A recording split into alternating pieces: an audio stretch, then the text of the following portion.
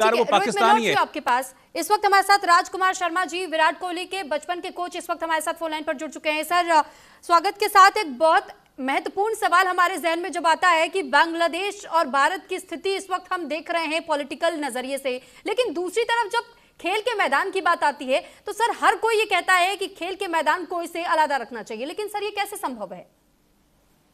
देखिए, मेरा भी मानना है कि खेल को अलग रखना चाहिए, लेकिन बिल्कुल आपने ये ठीक कहा कि ये संभव नहीं है, क्योंकि जो हालात हैं और जो कंडीशंस हैं, तो जो बहुत सोच समझ के बीसीसीआई ने फैसला लिया है, और अगर पाकिस्तान या बांग्लादेश ऐसा रिएक्शन दे रहे हैं तो वो दैट इज शेमफुल। और उनको यहाँ पे साफ कहा गया है कि अगर वो यहाँ पर आकर खेले नहीं तो वो वर्ल्ड कप नहीं खेल पाएंगे, तो मुझे लगता है ये ठीक डिसीजन है आईसीसी का।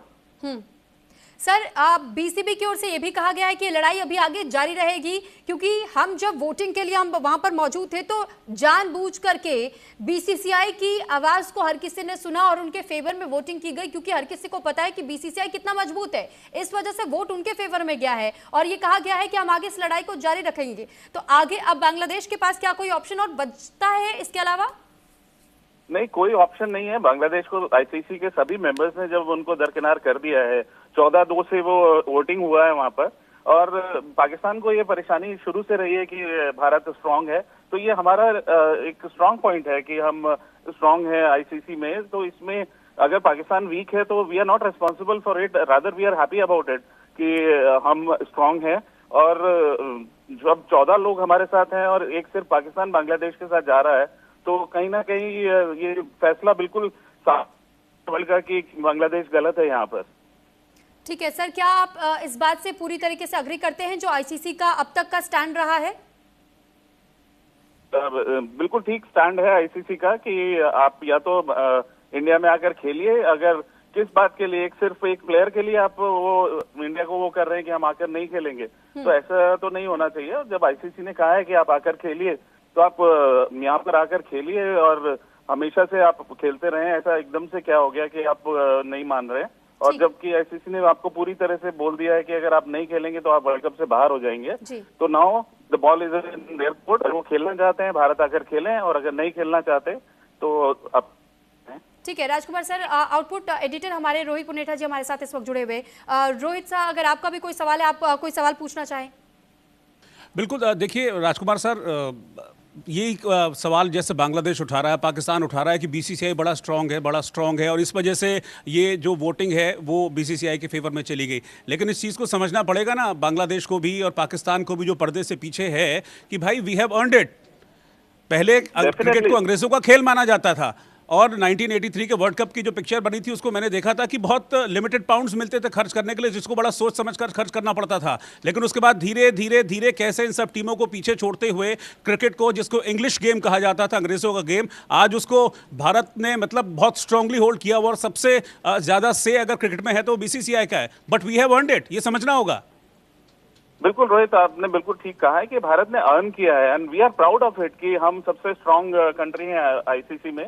अगर आप देखें जितना रेवेन्यू आईसीसी के पास आता है उसका शायद 60 से 70% भारत से जाता है, तो क्यों नहीं भारत की बात सुनी जाएगी?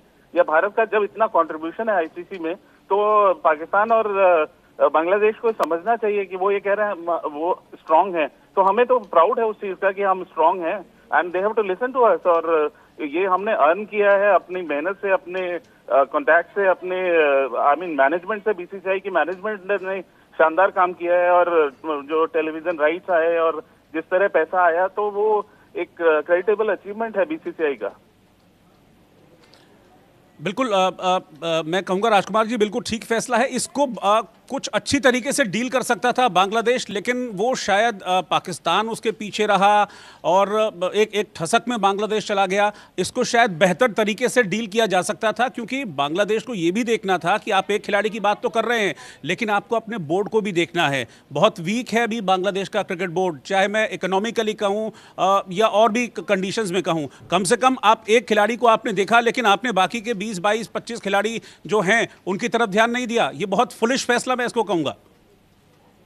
बिल्कुल, बहुत सोच समझकर फैसला लेना चाहिए था। ये बहुत जल्दबाजी में लिया गया फैसला है बांग्लादेश का, और ये उनको काफी भारी पड़ेगा, क्योंकि वो किससे टक्कर ले रहे हैं ये उन्हें देखना होगा। और कोई ऐसा रीजन नहीं नजर आता कि वो उनको यहाँ पे आके खेलने में परेशानी हो।